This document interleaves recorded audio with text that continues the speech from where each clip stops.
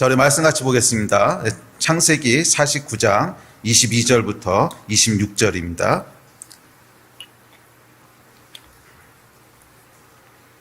창세기 49장 22절부터 26절 말씀. 네, 우리 한 목소리로 49장 22절부터 읽겠습니다. 시작. 요셉은 무성한 가지 곧 샘 곁에 무성한 가지라 그 가지가 담을 넘었도다. 활 쏘는 자가 그를 대적하며 적개심을 가지고 그를 쏘았으나 요셉의 활은 도리어 굳세며 그의 팔은 힘이 있으니 이는 야곱의 전능자 이스라엘의 반석인 목자의 손을 힘입니라. 내 아버지의 하나님께로 말미암나니 그가 너를 도우실 것이요 전능자로 말미암나니 그가 내게 복을 주실 것이라. 위로 하늘의 복과 아래로 깊은 샘의 복과 젖먹이는 복과 태의 복이로다. 내 아버지의 축복이 내 선조의 축복보다 나아서 영원한 산이 한없음 같이 이 축복이 요셉의 머리로 돌아오며 그 형제 중 뛰어난 자의 정수리로 돌아오리로다. 아멘. 요셉에 대해서 살펴보고 있습니다. 요셉은 그 삶을 통해서 믿음이 무엇인지를 보여주고 있는데, 이것은 아브라함과 이삭과 마찬가지로 또 야곱과 마찬가지로 요셉도 믿음이 무엇인지를 우리에게 보여주고 있는데, 이 믿음은 한마디로 성숙한 믿음이라고 말씀드렸습니다. 성숙한 믿음의 내용은 무엇이냐면 모든 것은 하나님이 주관하신다는 믿음입니다. 모든 것은 내 손과 내 계획에 달려있는 것이 아니라 하나님이 주관하십니다. 내 인생에 안고 서는 것은 하나님이 주관하시고 실패하고 성공하는 것도 하나님이 주장하시고 이 모든 것을 숨쉬는 것까지도 다 하나님이 주관하신다고 하는 것이 성숙한 믿음의 내용이었습니다. 그런데 이 성숙한 믿음에는 반드시 따라오는 것이 있는데 그것이 무엇이냐면 하나님의 축복입니다.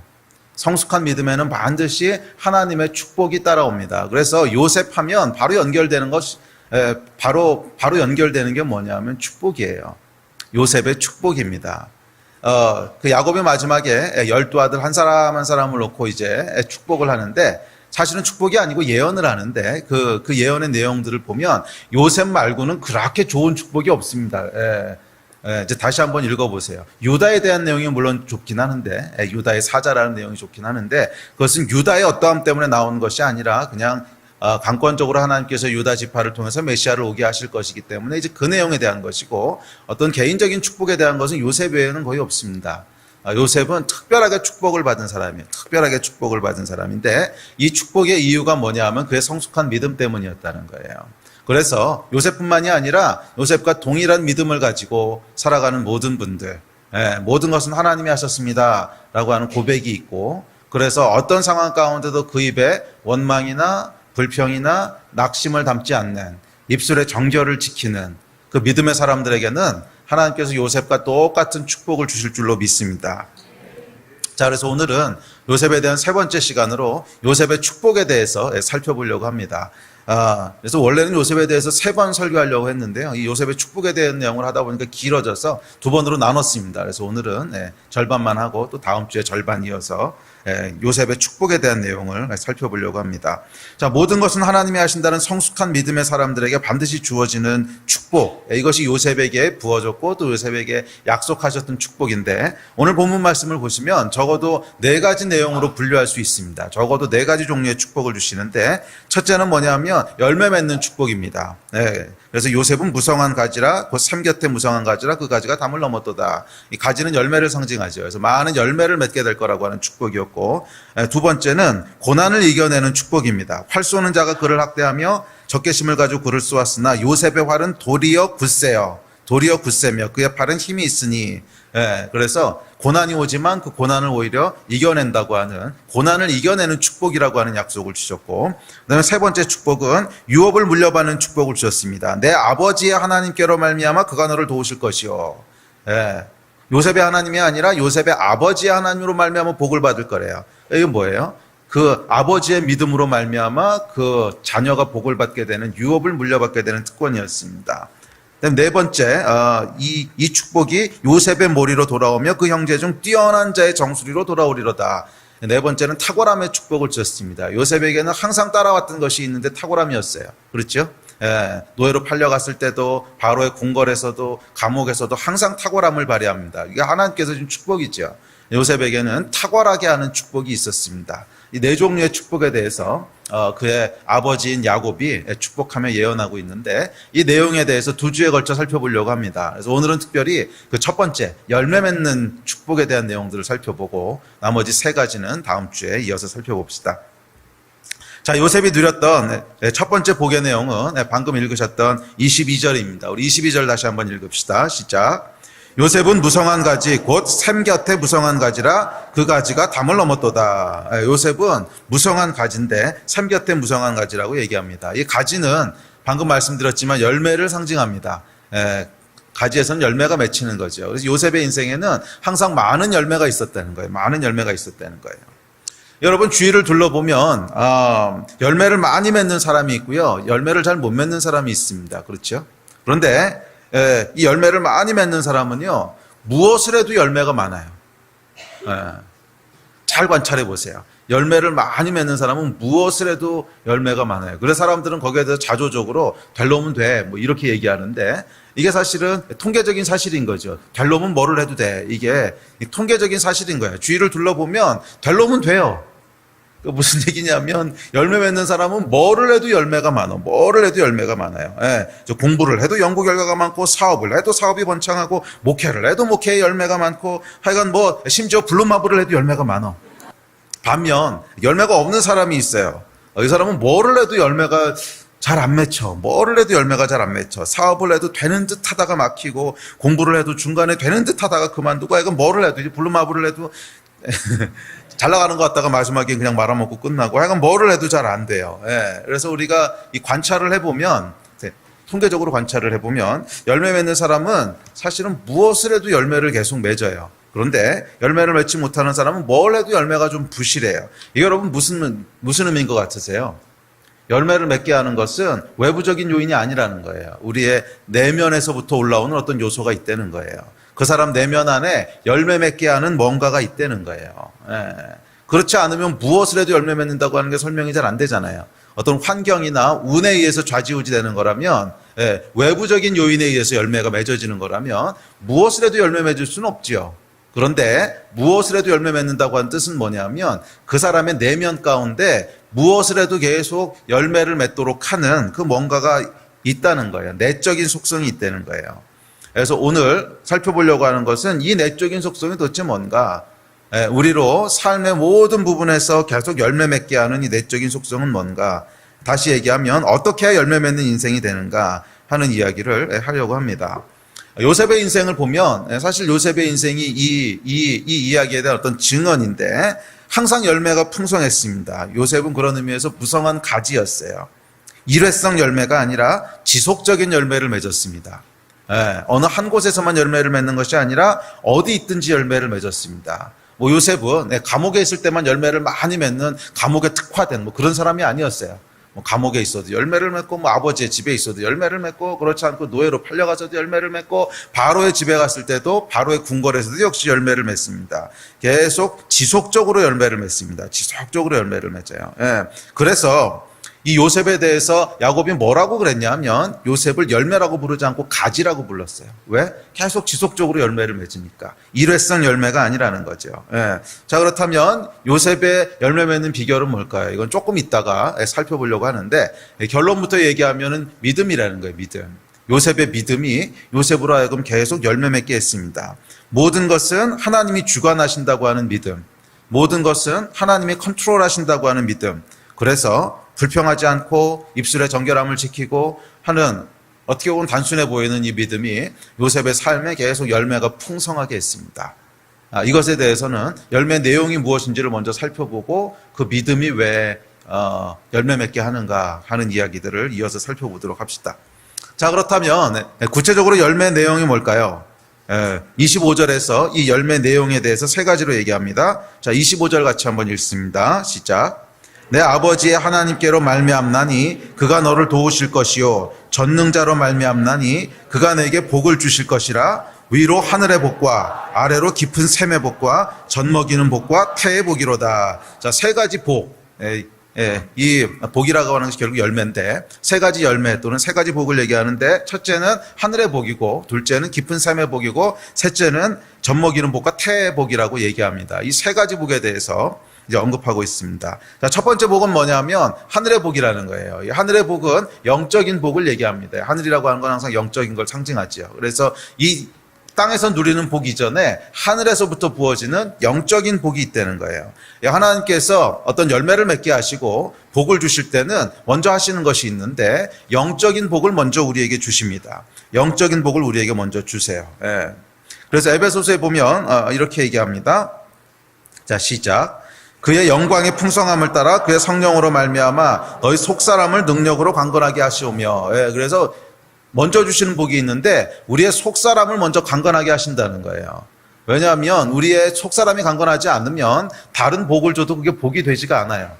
어떤 복을 우리에게 줘도 속이 병들어 있고 속이 피폐해 있으면 그것이 복으로 누려지지가 않습니다. 아무리 좋은 것이 와도요, 그것이 상처가 되고 오히려 손해가 되고 그래요. 그래서 좋은 것을 좋은 것으로 누리기 위해서는 먼저 우리 속사람이 강건해져야 됩니다. 네.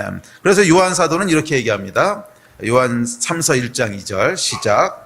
사랑하는 자여 내 영혼이 잘됨 같이 내가 범사에 잘되고 강건하기를 내가 간구하노라.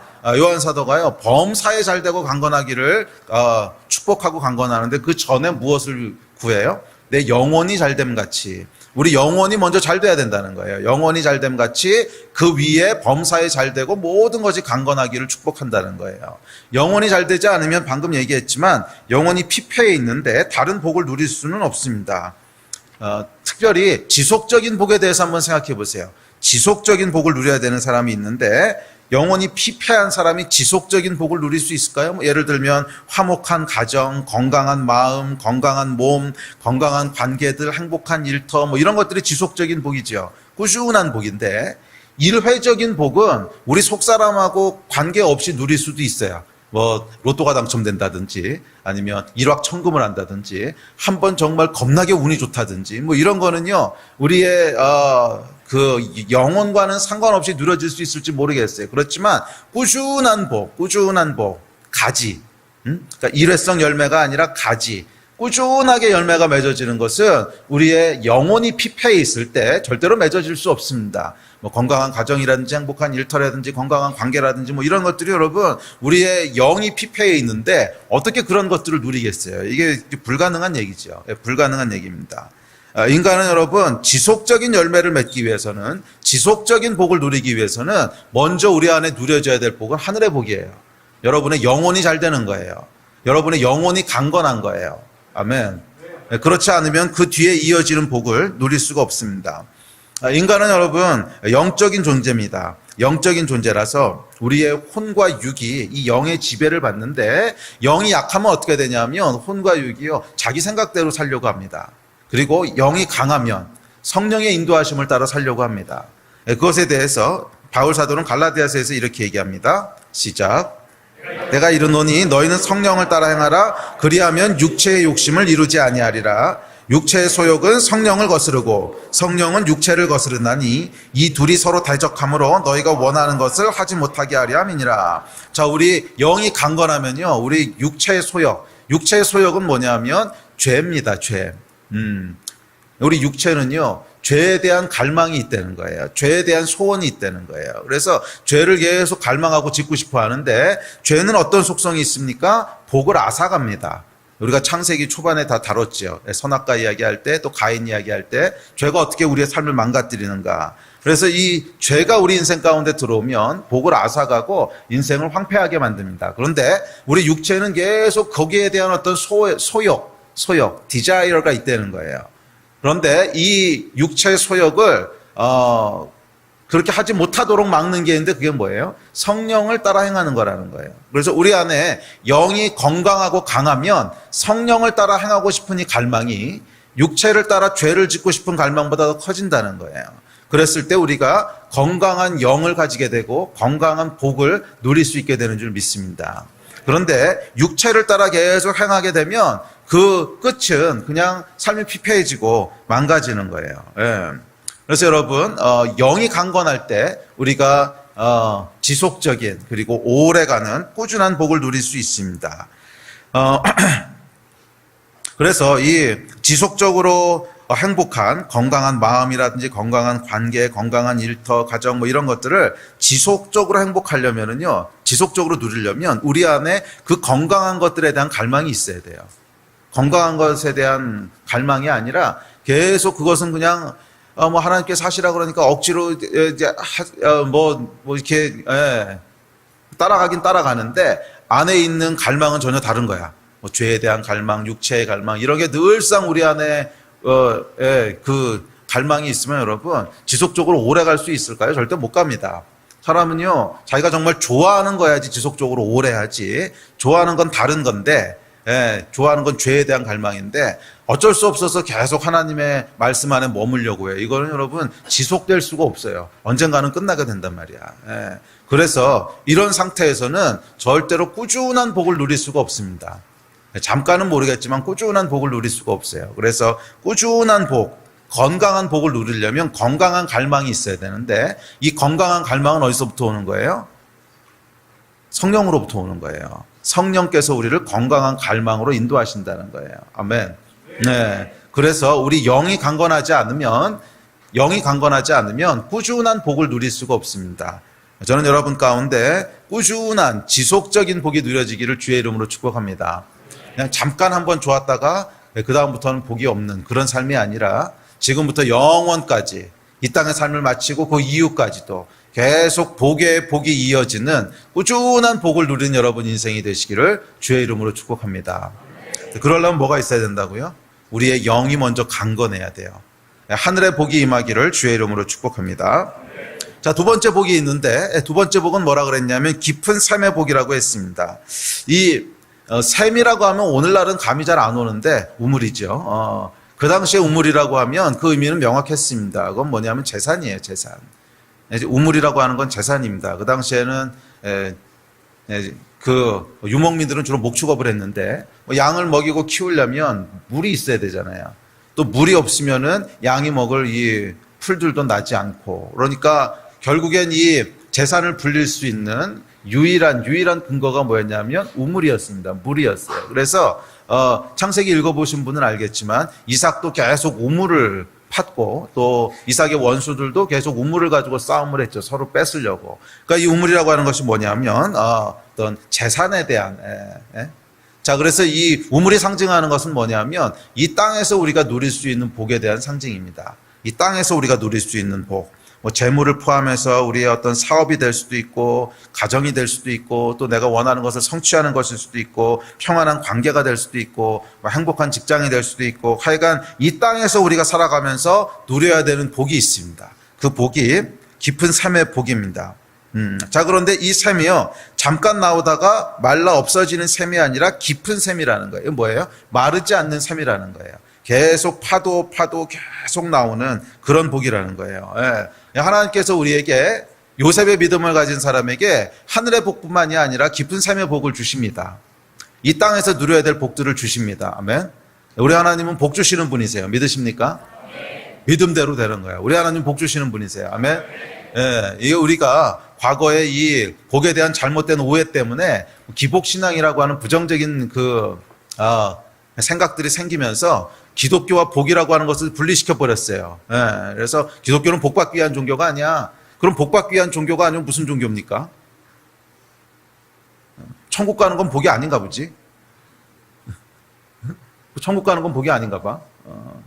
아니요, 여러분. 그것은 굉장한 오해입니다. 기독교는 철저하게 복받는 종교입니다. 그런데 복이 무엇인지에 대한 이해가 좀 잘못되어 있어 그런 부작용들이 나온 것이지. 기독교는 하나님이 주시는 좋은 것들을 누리라고 하는 종교지.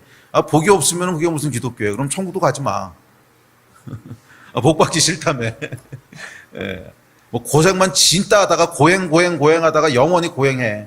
뭐 이런 게 아니잖아요, 여러분. 기독교는요 복의 종교입니다. 이것은 제가 해석하는 것이 아니고 성경이 얘기하고 있는 바예요. 처음부터 끝까지 계속 복에 대한 얘기를 하는데 기독교를 어떻게 복하고 분리시키겠어요? 하나님은 우리에게 복 주시는 분이십니다. 아멘. 믿으십니까? 아멘. 그런데 그 복의 순서가 있다는 것을 이해해야 되는 거죠. 먼저 영적인 복이 있어야 그 위에 깊은 샘의 복을 얹을 수 있는 거예요. 영적인 복이 없을 때 그 위에 얹어지는 복은 복인지 저준지 경계가 애매해져요. 복인지 저준지 경계가 애매해지고 많은 경우 저주가 돼버려요. 그래서 먼저 영적인 복을 우리에게 주십니다. 그러나 그게 끝이 아니에요. 그 위에 무슨 복을 주신다는 거야? 깊은 샘의 복도 주신다는 거예요. 네, 저는 여러분의 삶 가운데 마르지 않는 샘의 복이 있기를 주의 이름으로 축복합니다. 이 땅에서 누려야 될 수많은 복들을 다 누리시기를 주의 이름으로 축복합니다. 아멘. 네. 자, 이것이 요셉이 누렸던 축복이고 요셉을 따라 성숙한 믿음으로 살아가는 모든 이들에게 주어지는 축복입니다.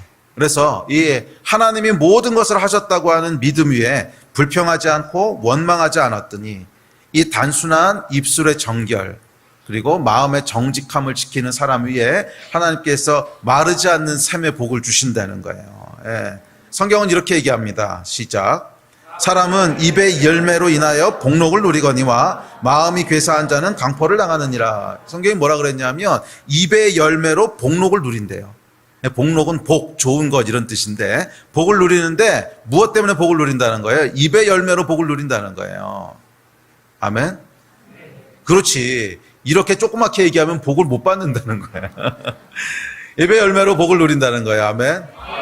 그렇지. 예. 아니 뭐 아멘 크게 한다고 복이 온다는 뜻은 아닌데 입술로 하여금 무엇을 고백하느냐 하는 것이 굉장히 중요한 믿음과 연결돼 있다는 거예요. 믿음이 없으면 계속 무엇이 나옵니까? 불평이 나와요. 계속 불평이 나와요. 이건 왜 이렇게 된 거야? 저 사람은 왜 그래? 저 사람은 왜 그래가 왜 나온지 아세요? 하나님이 하신다고 하는 믿음이 없으니까 저 사람은 왜 그래? 이게 나오는 거잖아. 예. 아니 환경은 왜 이렇게 어려운 거야? 원망하고 불평할 때 왜 나오는지 아십니까? 하나님이 하신다고 하는 믿음이 없으니까 나오는 거잖아. 그래서 입술에서 나오는 말들은 나의 믿음하고 아주 직접적으로 연결돼 있단 말이에요. 그래서 입술의 정결함을 지킬 때 우리에게 복이 옵니다. 우리의 마음을 지키는 것이 입술을 통해서 나타나기 때문에 그래요. 우리의 마음을 지키지 못하고 계속 마음에서 불평하고 원망하고 부정적인 게 있잖아요. 그러면 입으로 결국 나타날까요? 안 나타날까요? 결국 나타납니다. 마음에 있는 것은요, 결국 어떻게든지 새. 예? 마음에는 이렇게 원망이 있고 불편함이 있고 그런데 마치 없는 것처럼 이러고 있는 것은 여러분, 안 돼요. 결국에는 새요. 어디선가는 새요. 어디선가는. 예? 어디선가는 새요. 예? 예. 뭐, 김집사에 대해서 불편한 마음이 있었어요. 그래서 아이 김집사 저거 왜 저러는 거야? 아이 저 사람 왜 저래? 정말 짜증나네. 막 그러는데 앞에 대고 할 수는 없어. 그래서 그냥 아닌 것처럼 하고 있는데 갑자기 어떤 사람이 지나가다가 아이 김집사는 요즘 좀 문제 있는 것 같아. 그렇지요. 김집사가 말이에요. 이게 반드시 나와. 이게 안 나오는 것 같으세요? 어디선가는 반드시 나온단 말이야. 그래서 이 마음과 입술은 결국 같은 겁니다. 마음과 입술은 결국 같은 건데 그래서 입술을 통해서 입의 열매로 복록을 누리고 마음이 괴사한 자, 마음을 지키지 못한 사람은 강포, 즉 어려운 일 또는 저주를 경험한다는 거예요. 예. 그러면 여러분, 여러분의 입술을 지키시기를 주의 이름으로 축복합니다. 사실은 요셉이 보여주는 메시지예요. 요셉은 어떤 환경 가운데서 원망했다는 기록이 없어. 어떤 환경 가운데서 불평했다는 기록이 없어. 무슨 일이 벌어지던 어떤 환경에 처하던 하나님이 하셨습니다라고 하는 믿음이 정말 있는 거예요. 사실은 우리의 입술과 마음을 지키도록 해주는 것은 이 믿음이지 다른 게 아니에요. 이 믿음이에요. 하나님이 하신 거야. 아무리 이해 안 되는 일이 생겨도 하나님이 하신 거야. 아무리 억울한 일이 생겨도 하나님이 하신 거야. 이 믿음이 있으면요 마음과 입술을 지킬 수 있어요. 그런데 이 믿음에서부터 떨어져 나가면 우리 마음이 일단 흔들리기 시작합니다. 억울해지고 불평이 나오기 시작하고 불안한 마음이 생기고 그러면 거기서부터 입술의 죄를 짓기 시작하는 거죠. 저는 여러분들의 복이 결국 이 믿음에서부터 시작된다는 것을 아셨으면 좋겠어요. 아멘. 네. 자, 세 번째 복은 젖먹이는 복과 태복이라고 얘기합니다. 이것은 자손에 대한 이야기죠. 젖먹이는 복, 태복, 자손이 많을 거다. 네. 근데 여러분 고대에 말이에요. 자손이 많다는 것은 그만큼의 힘을 의미했습니다. 고대 사회는 어떤 사회냐면 머릿수가 곧 힘이에요. 머릿수가 곧 힘이기 때문에 이 젖먹이는 복과 태복이라고 하는 자녀의 복을 오늘날로 풀어 설명하면 영향력이라는 뜻입니다. 영향력. 그래서 요셉을 통해서 많은 영향력을 미치게 했다는 거예요. 요셉의 자녀들이 나오게 됐다는 것인데 자녀라고 하는 것은 꼭 육적인 자녀뿐만이 아니라 요셉으로부터 영향을 받은 사람들, 요셉처럼 살고 싶어하는 사람들, 요셉의 선한 영향력 아래에 있는 사람들, 그래서 옛날에 왜 뭐 김연아 그다음에 골프 잘 쳤던 사람이 누구죠? 박세리 뭐 이런 사람들이 있을 때 김연아 키즈, 박세리 키즈 이런 얘기들 많이 했죠. 그러니까 그 사람을 보고 자라면서 그 사람의 영향력 아래 자라는 어떤 사람들. 그런 식으로 이 자녀들이라고 하는 것은 영향력을 상징하죠. 하나님께서 요셉으로 큰 영향력을 미치게 하셨습니다. 그렇죠?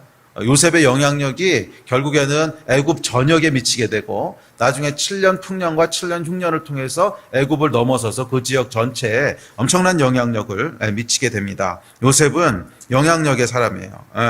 항상 큰 영향력을 미쳤습니다. 자, 그런데 이게 하나님께서 주신 복이라는 거예요. 뭐냐면 이게 요셉의 능력이 아니라 하나님께서 주신 거라는 거예요. 그래야 우리에게 소망이 있습니다. 이 영향력이나 요셉의 열매가 요셉의 어떠함으로부터 나온 거라면 우리에게는 소망이 없죠. 요셉은 원래 타고났어. 원래 DNA가 그래. 요셉은 원래 똑똑해. 뭐 그런 거면 우리에게 무슨 소망이 있습니까? 우린 머리가 나빠서 안 돼. 뭐 이러면 끝나는 거잖아. 그런데 그것이 아니라 이것이 하나님께서 주신 복이라는 거예요. 요셉이 누렸던 모든 열매들, 요셉이 누렸던 영향력까지 요셉 안에서 나온 것이 아니라 하나님께서 주셨다는 거예요. 그 이야기는 오늘날 누구든지 요셉과 같은 복을 누릴 수 있다는 얘기입니다. 저는 저와 여러분에게도 하나님께서 요셉에게 주셨던 것과 같은 큰 권위와 큰 영향력들을 주시기를 축복합니다. 내가 어떻게 태어났든 뭐 DNA가 어떻든 머리가 좋든 나쁘든 외모가 좋든 나쁘든 이것하고 아무 상관이 없어요. 그냥 하나님께서 주시는 복이라는 거예요. 무엇을 쫓아서? 믿음을 쫓아서. 우리 안에 모든 것은 하나님이 하십니다 라고 하는 요셉 같은 중심이 있으면 그 위에 하나님께서 주시는 복이라는 거예요. 저는 여러분 가운데도 21세기에 요셉들이 나오기를 축복합니다.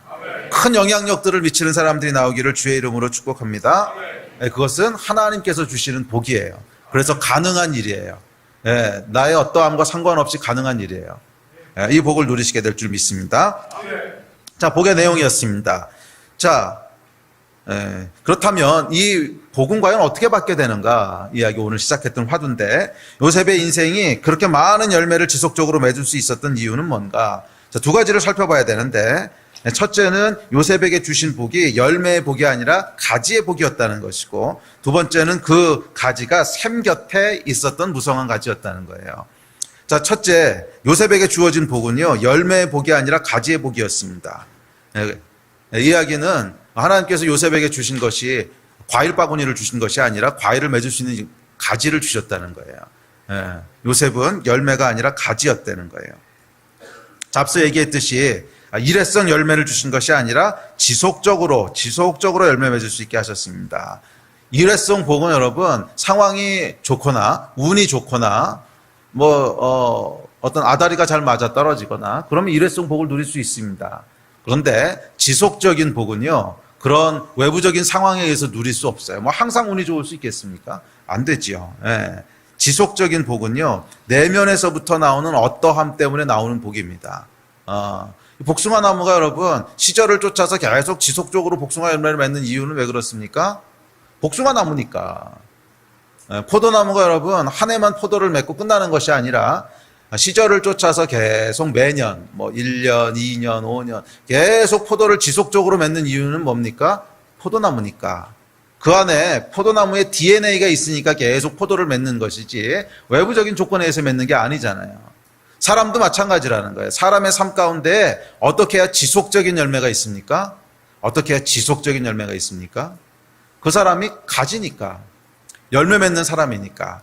그래야 지속적인 열매가 나오는 거예요. 지속적인 열매가 나오는 거예요. 그래서 이 요셉의 인생 가운데 지속적인 열매가 있었던 것은 요셉 안에 열매 맺게 하는 뭔가가 먼저 내재됐다는 거예요. 그것도 이제 하나님이 주신 건데 그래서 열매의 복이 눈에 보여지는 가시적인 복이라면 가지의 복은 보이지 않지만 우리 안에 열매 맺도록 하는 어떤 것이 내재되는 그런 복입니다. 그 내용이 뭔가 하면 성경은 이렇게 얘기합니다. 잘 아시는 구절이에요. 자, 시작. 오직 성령의 열매는 사랑과 희락과 화평과 오래 참음과 자비와 양선과 충성과 온유와 절제니 이 같은 것을 금지할 법이 없느니라. 여러분, 내면에 말이에요. 이런 열매들이 가득한 사람을 한번 상상해 봅시다. 이런 열매들이 가득해요. 그래서 사랑. 늘 주변 사람들만 보면 그냥 막 사랑이 소록소록 올라와. 그 사람만 보면 나를 정말 사랑하는구나 막 느껴져. 항상 챙겨요. 또 기쁨. 항상 기쁨이 가득해. 언제 봐도 이 사람은 우울한 적이 없어. 막 그 기쁨 에너지가 충만해서 그 사람 옆에만 있으면 나도 막 기뻐지는 것 같아. 또 평화. 사랑과 희락과 화평. 평화. 항상 평안해. 뭐 아무리 급하고 어렵고 큰 위기가 닥치는 것 같아도 막 당황하거나 뭐 그런 걸 본 적이 없어. 항상 평안한 가운데 있어. 또 오래 참음, 온유. 화를 내는 법이 없어. 뭐 아무리 사람들이 잘못해도 사람이 실수할 수도 있지 뭐. 괜찮아. 오래 참아요. 화를 내는 적이 없어. 항상 온유해. 예. 또 자비. 예. 또 불쌍한 사람들을 보면 항상 자비와 긍휼이 있어가지고서 항상 지갑 열어가지고 도와주려고 그러고 뭐든지 있으면 좀 주려고 그러고 그래. 양선. 양선은 뭐냐면 좋은 것 이런 뜻입니다. 선행. 예. 또 선행이라고 하면 가장 앞서서 해. 좋은 일 선행만 있으면 그냥 집안일 다 제쳐 나와서 선행부터 해. 또 충성.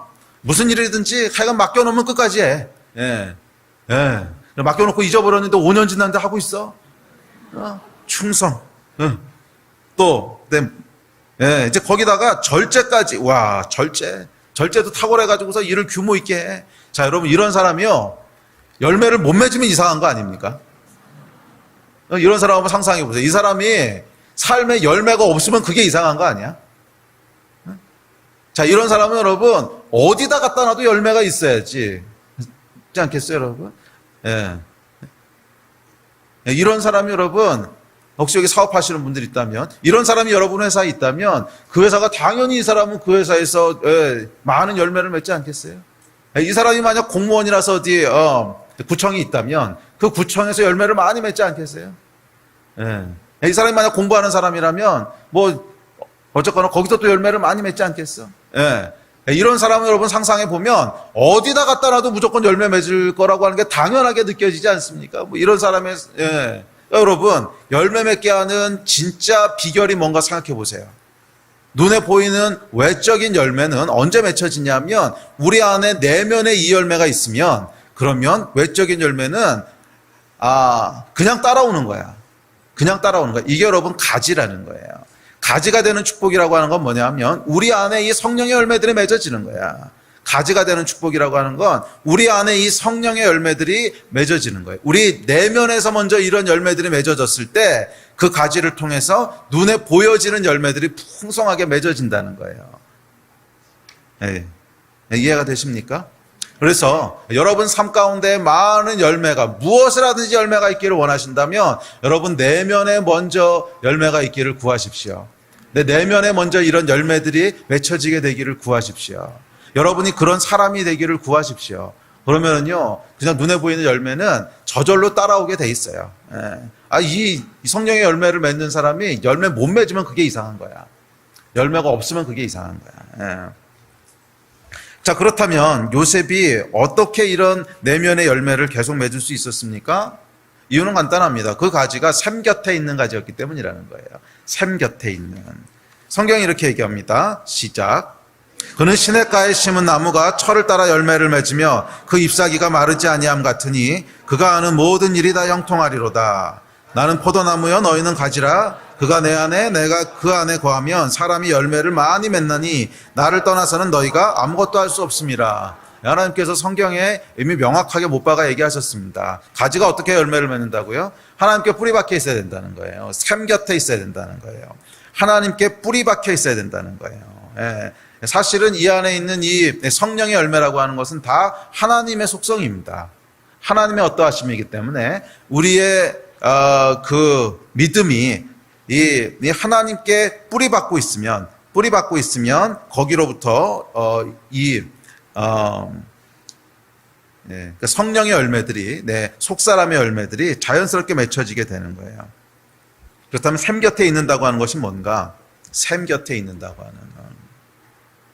그 전에 여러분 기억하셔야 될 거는 복은 하나님의 독과점입니다. 복은 딴 데서는 구할 수가 없어요. 어디 가도 복을 구할 수가 없어요. 복은요, 오로지 하나님께로부터만 나와요. 복은 하나님의 독과점이에요. 그래서 복을 사시려면 어디 가야 사는 거예요? 하나님께 가야 사는 거예요. 다른 데는 아무리 기웃거려봐야 복을 구할 수가 없어. 예. 우리나라 담배가요, 담배 인삼공사의 독과점이잖아.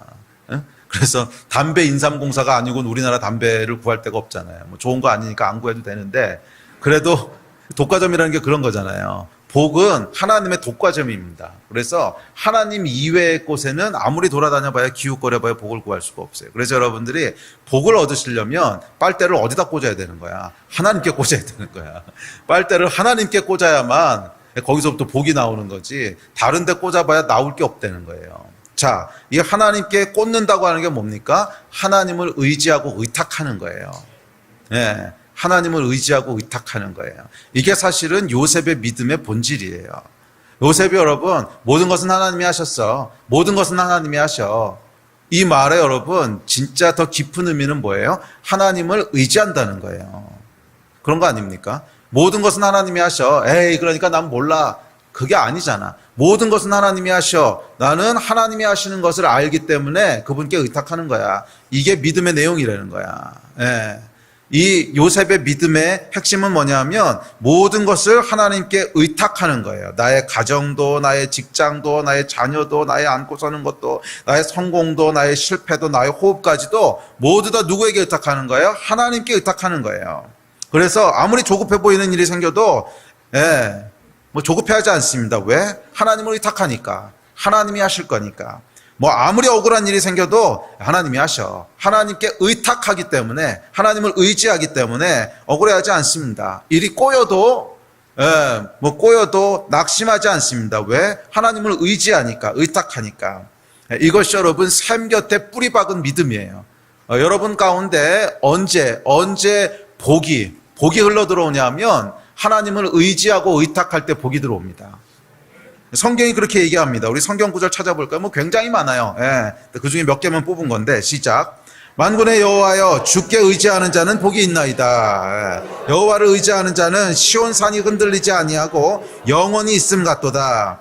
삶과 말씀에 주의하는 자는 좋은 것을 얻나니 여호와를 의지하는 자는 복이 있느니라. 욕심이 많은 자는 다툼을 일으키나 여호와를 의지하는 자는 풍족하게 되느니라. 사람을 두려워하면 올무에 걸리게 되거니와 여호와를 의지하는 자는 안전하리라.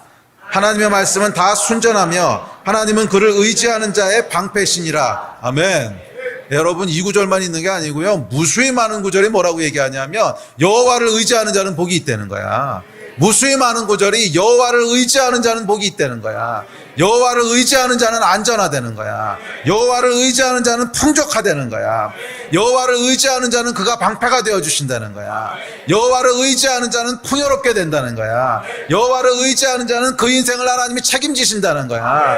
이게 여러분 성경의 약속입니다. 이 약속을 여러분 믿으십니까? 요셉에게는 여기에 대한 믿음이 있었던 거예요. 여호와를 의지하는 자, 여호와께 의탁하는 자는 복이 있다고 하는 믿음이 있었던 거예요. 그리고 그 믿음 위에 하나님께서 믿음대로 역사하신 줄 믿습니다. 나를 의지해, 나를 의탁해. 그 믿음에 있는 자에게 하나님께서 믿음대로 복을 주셨다는 거예요. 믿음대로 열매 맺게 하시고, 믿음대로 풍요롭게 하시고, 믿음대로 보호하셨다는 거예요. 이 약속의 말씀을 붙잡으시기를 주의 이름으로 축복합니다. 어떤 사람이 복이 있다고요? 여호와를 의지하는 자. 어떤 사람이 복이 있다고요? 여호와를 의지하는 자. 나의 삶의 모든 것을 하나님께 의탁하는 자. 나의 앉는 것도 서는 것도 내가 성공하는 것도 실패하는 것도 내가 사업을 하는 것도 가정에서 살아가는 것도 내가 사람을 만나는 것도 내 호흡까지도 모두 다 누구에게 의탁하는 거예요? 여호와 하나님께 의탁하는 거야. 그래서 그 마음 가운데는 흔들리지 않는 확고함이 있는 거야. 상황이 어떻게 돌아가도, 주변에서 사람이 뭐라고 해도, 주변에서 사람이 나를 아무리 힘들게 하고 괴롭게 해도, 그래서 이제 다음 주에 살펴보겠지만 활 쏘는 자가 계속 이 요셉에게 활을 쐈다 그러잖아. 계속 주변 사람들이 나를 괴롭게 하고 공격을 해도 여전히 그 안에는 흔들리지 않는 확고한 반석 같은 평강이 있는데, 이 평강은 어디서 오는 거예요? 여호와 하나님께서 내 인생을 책임지고 계셔. 여호와를 의탁하는 믿음이 있었던 거예요. 그리고 이 믿음 위에 하나님께서 복을 주신 거예요. 성경의 약속대로. 예, 오늘날 여러분에게도 요셉뿐만이 아니라 이 약속을 쫓아 하나님이 복을 주신 것이기 때문에 오늘날 여러분에게도 동일한 믿음의 사람에게 복 주실 줄 믿습니다. 복을 누리신 여러분 되시기를 주의 이름으로 다시 한번 축복합니다. 자, 마지막 네 번째 특징은 뭐냐면 요셉의 인생에 대해서 성경은 그가지가 담을 넘었다고 얘기합니다. 담을 넘었다고 하는 건 무슨 뜻이냐면 자기의 한계를 넘어섰다는 거예요. 자기의 한계를 넘어섰다는 거예요. 요셉에게는 어떤 복을 하나님이 주셨냐면 자기의 한계를 넘어가는 복을 주셨어요. 그가지가 담을 넘었대요. 예. 요셉은 여러분 열심히 노력하고 일해서 얻을 수 있는 것, 그 한계가 있는데 그 한계를 넘어가는 복을 주셨습니다. 예, 이것이 여러분 하나님께서 믿음의 사람들에게 주시는 복이에요. 이 모든 것은 하나님이 하셨습니다 하는 그 믿음, 그래서 하나님을 의지하고 하나님을 의탁하는 믿음에는 하나님의 손이 역사하세요. 다음 주에 살펴볼 텐데 하나님의 손이 역사하세요. 그래서 내가 할 수 있는 것을 넘어서게 하세요. 그런데 이 믿음이 없는 사람은 결국 어떤 믿음으로 살아요? 내 인생은 내가 내 힘으로 살아가야 돼. 내 인생은 내가 내 힘으로 살아가야 돼. 예. 하나님이 도우신다고 하는 믿음이 없으면 뭐 내 인생은 내가 살아가야지 누가 살겠어. 그러면 여러분 내 인생은 내 힘으로 내가 살아야 돼. 이 사람의 한계는 어딜까요? 내 힘의 한계가 그 사람의 한계지. 내가 열심히 노력하고 정말 운이 좋고 모든 것이 다 받쳐주면 어디까지 갈 수 있다는 거예요? 내 힘이 닿는 곳까지 갈 수 있다는 거야. 그게 이 사람의 이제 인생의 한계입니다. 그런데 하나님이 모든 것을 주관하신다고 믿는 사람에게는 이 한계가 다르다는 거예요. 내가 내 인생으로 사는 것이 아니기 때문에 내가 내 힘으로 사는 것이 아니라 하나님이 내 인생을 주관하고 계시기 때문에 이 사람의 한계와는 관계없는 그 한계를 뛰어넘는 복을 누리게 되는 줄 믿습니다. 요셉을 한번 생각해 보십시오, 여러분. 요셉이 말이에요. 자기의 힘과 노력으로 열심히 살았다면 무슨 수로 총리에 올랐겠어요? 무슨 수로 총리에 올랐겠어요? 예. 이 요셉이 어땠었냐면 일단 애굽 사람이 아니잖아. 이방인이잖아. 예. 거기다가 뭐 이렇게 큰 나라에서 온 이방인도 아니고 이 애굽은 그 당시에 큰 나라였습니다. 근데 히브리 사람은 아주 조그만 저기 변방이잖아. 그러니까 뭐 죄송하지만 우리나라에 와 있는 외국인 근로자 같은 사람이에요. 예. 그러니까 별로 대접을 못 받는다는 거야. 뭐 그 사람들이 저급한 사람이라는 것이 아니라 그 사회에서 대접을 못 받는다는 거야. 예. 메인스트림이 아니잖아요. 예? 그러니까 일단 애굽 사람들 사는 곳인데 그것도 저기 조그만 나라에서 누가 와 있단 말이야. 그러니까 우리나라에 와 있는 외국인 근로자 같은 신분인 거지. 예. 근데 그 사람이 말이에요, 여러분. 좋은 위치로 와 있는 것도 아니고 그것도 노예로 팔려온 사람이야. 예? 그러니까 진짜 허드렛이라는 사람으로 팔려온 사람이란 말이야. 이 사람이 여러분 무슨 수로 무슨 힘으로 총리에 오르겠습니까? 무슨 백이 있습니까? 돈이 있습니까? 아니면 뭐 도대체 무슨 수로 총리까지 올라가냐고. 방법이 없잖아. 그런데 불구하고 요셉이 총리의 자리까지 올라가잖아요. 이건 뭐예요? 그의 능력을 뛰어넘는 거죠. 담을 뛰어넘는. 사실 여러분 요셉에게는 정상적인 상식적인 상황에서는 절대로 넘어갈 수 없는 담이 있습니다. 절대로 넘어갈 수 없는 담이 있어요. 첫 번째 담은 뭐였어요? 노예. 보디발의 집에 노예로 팔려갔잖아. 노예가 여러분 노예 이상의 삶을 살 수 있는 가능성이 얼마나 될까요? 거의 없습니다. 노예는 그냥 평생 노예인 거지. 벗어날 수 없는 노예라고 하는 담이 있단 말이에요. 이 담은 절대로 벗어날 수 없는 그 사람의 인생을 딱 한정 지어버리는 담이죠. 그 다음에 어디로 갑니까? 감옥으로 가죠. 감옥은 여러분 이 담이요 얼마나 두꺼운지 실제로 물리적인 담이야.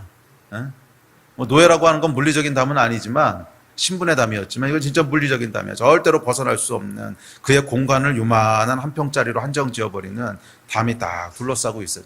요셉은 여러분 끊임없이 그 앞에 담들이 있었어요. 이것은 요셉뿐만이 아니라 뭐 오늘날 살아가는 우리도 마찬가지지 않습니까? 우리가 세상을 살아가다 보면 우리를 한정 지어버리는 담들이 있어요. 뭐 여자니까 또 학벌의 담. 일단 중고등학교 때 잠깐 삐걱하면은 인생이 그 다음에 딱 규정 지어져 버려. 예. 중고등학교 때 한번 삐걱해가지고서 입시에 한번 실패하고 나면 학벌이라고 하는 담을 딱 쳐가지고 그 밖으로 못 나오게. 또 뭐 건강 때문에 오는 한계. 뭐 수많은 담장들이 우리를 이렇게 가로막고 있잖아요. 예, 수많은 담장들이 가로막고 있는데 하나님께서 요셉에게 주셨던 축복은 뭐냐면 담장을 넘어가는 축복을 주셨다는 거예요. 담장을 넘어가는 축복을 주셨다는 거예요. 예, 요셉은 여러분 대표적으로 계속 담장 안에 갇혀있던 사람입니다. 보디발의 집에서 노예로, 감옥에서 죄수로 끊임없이 담장 안에 가둬두려고 했던 사회가, 사람들이, 원수가 끊임없이 요셉을 담장 안에 가두려고 했지만 그때마다 하나님께서 어떻게 하셨어요? 담장을 넘어가게 하셨어요. 그때마다 하나님께서 담장을 넘어가게 하셨어요. 어떻게? 하나님의 능력으로. 그때마다 하나님의 능력으로 담장을 넘어가게 하셨어요. 예. 이 요셉이 어떻게 총리가 됩니까? 결국 꿈 해석해서 총리 되는 거 아니에요. 예. 그런데 꿈 해석하는 게 요셉의 능력입니까? 아니요, 여러분. 요셉이 무슨 수로 꿈을 해석합니까? 하나님께서 주신 능력이지. 예. 이게 요셉에게 주셨던 축복이라는 거예요. 그래서 주변에 있던 많은 사람들이 요셉을 향해서 뭐라 그랬냐면 저 사람 하나님이 함께 하시네. 저 사람은 하나님께서 형통케 하시네. 이게 요셉에게 주셨던 복이었습니다. 오늘날도 여러분 동일한 복을 우리에게 주시는 줄로 믿습니다. 예배팀 앞으로 나오십시오. 우리 인생은 아까도 말씀드렸지만 우리를 가두는 수많은 담장들이 있습니다. 그렇지 않습니까? 예. 여러분 인생을 살면서 막 이런 뭐 담장 때문에 좌절되고 답답하고 이랬던 적 없으세요? 예. 예. 재정의 담장. 이 돈이 조금만 더 있었으면 내가 이 일을 할 텐데 막 이런 아쉬움들. 또 건강에서 오는 한계들. 또 아까 얘기했지만 사회적인 편견들. 그러니까 여자라서 안 돼. 뭐 이런 거. 또 어떤 학벌. 예. 또 그 사람의 집안. 뭐 이런 것들에 의해서 여러분 또 출생지, 예? 뭐 경상도에서 태어나서 전라도에서 태어났어, 뭐 이런 거, 시골에서 왔어, 뭐 이런 거, 이런 수많은 담장들이 여러분 인생을 이렇게 둘러싸고 있지 않습니까? 네, 오늘 하나님께서 요셉에게 주셨던 복을 여러분들에게도 주실 줄 믿습니다. 그 복은 담장을 넘어가는 축복입니다. 그 복은 여러분의 한계를 뛰어넘는 축복입니다. 이 담장을 여러분 넘어갈 수 있습니다. 하나님께서 넘어가게 하십니다. 우리를 담장 안에 가둬두지 않으십니다. 세상은, 사람들은, 사회는, 원수는 우리를 담장 안에 가둬두고 그 인생을 그 안에 구속해 두려고 하지만 아니요, 하나님은 그렇게 향하지 않으십니다. 우리 하나님은 우리에게 복을 주셔서, 우리 하나님은 요셉에게 복을 주셔서 그 인생이 그 담장을 넘어가는 복을 누리게 하셨습니다. 그 하나님께서 오늘 여러분에게도 복을 주셔서 여러분이 어떤 담장 안에 갇혀 있든지 간에 여러분을 그 안에 가둬두지 않으시고 그 담장을 넘어가게 하실 줄 믿습니다. 그 담장을 넘어가는 복을 누리게 하실 줄 믿습니다. 그것은 여러분 안에 있는 어떠함 때문이 아니라 어떤 능력 때문이 아니라 하나님께서 주시는 능력으로 말미암아 그 담장들을 넘어가게 하실 거예요. 여러분의 인생의 한계들을 넘어가게 하실 거예요. 그것이 우리 하나님이 주시고자 하는 복입니다. 그러면 여러분의 인생을 가두지 마세요. 가두는 것도 내가 그냥 스스로 내 인생을 평가하는 거야. 여러분의 인생은 하나님의 손에 붙잡혀 있습니다. 여러분의 인생은 하나님이 주관하십니다. 실패해도 하나님이 주관하시는 것이고 성공해도 하나님이 주관하시는 것이고 여러분 그것을 규정 짓지 마세요. 그냥 내 인생은 이래서 안 돼. 내 인생은 이게 끝이야. 이렇게 규정 짓지 마세요. 여러분의 인생을 붙잡고 계신 분은 하나님이시고 그 인생을 끌고 가시는 분은 하나님이시고 그 인생을 주장하시는 분은 하나님이세요. 그렇다면 여러분의 인생은 담장 안에 제한되어 있지 않습니다. 그 담장이 어떤 담장이라 할지라도 하나님께서 복을 주시면 그 담을 넘어가게 하실 거예요. 혹시 이 가운데 건강에 제약이 있는 분 계십니까? 그 담장 안에 갇혀 계시게 하지 않으실 거예요. 하나님께서 그 담을 넘어가게 하실 거예요. 혹시 재정적인 어려움 가운데 있으신 분 계십니까? 재정 때문에 심각한 어려움과 어떤 좌절을 겪고 계신 분 계십니까? 그 안에 하나님 가둬두지 않으실 거예요. 그 담장을 넘어가게 하실 거예요. 어떤 사회적인 편견 때문에 좌절하고 계신 분 계십니까? 그 안에 갇혀있지 않을 거예요. 하나님께서 그 담장을 넘어가게 하실 거예요.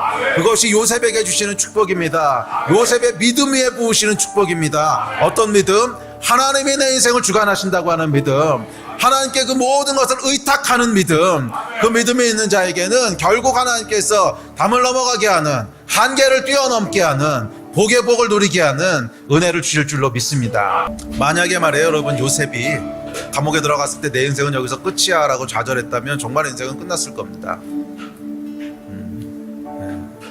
만약에 요셉이 이 보디발의 집에서 살기 편해졌을 때 나는 그냥 이렇게 편하게 사는 것이 전부야 라고 안주했다면 그 인생은 거기서 끝났을 거예요.